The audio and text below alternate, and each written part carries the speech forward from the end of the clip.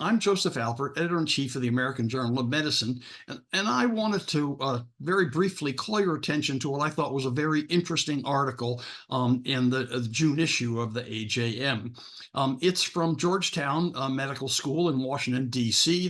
The first author is Fisher, and it has to do with the handheld echo, which, as you know, now has become very common. And in fact, a number of medical schools introduce it to the students right in the beginning of their year. The University of South Carolina medical students all start with handheld echoes in anatomy lab and so forth right from their first year. And a lot of people use it in practice.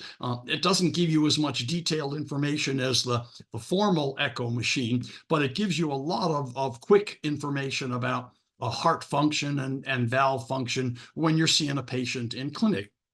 Well, one of the things we're always involved in when we have patients with heart failure, we wonder, how well we have managed to improve their hemodynamic situation with diuretics and so forth, and when they're at a good balance. One way to judge that is to look at the jugular venous pulse height, because that's a reflection of right atrial pressure. And if it's still high, it tells you that the patient is still congested.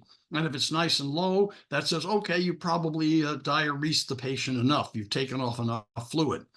So, but the physical exam can often be difficult. The patient has a thick neck or they're obese. You so often can't see the JVP. Well, with the handheld echo, you can, of course, see where the level is. And so the question was, if you compared that reading using the echo to guesstimate right atrial pressure, how accurate was that compared to the Cath lab, where they actually had a catheter on the right atrium measuring the pressure?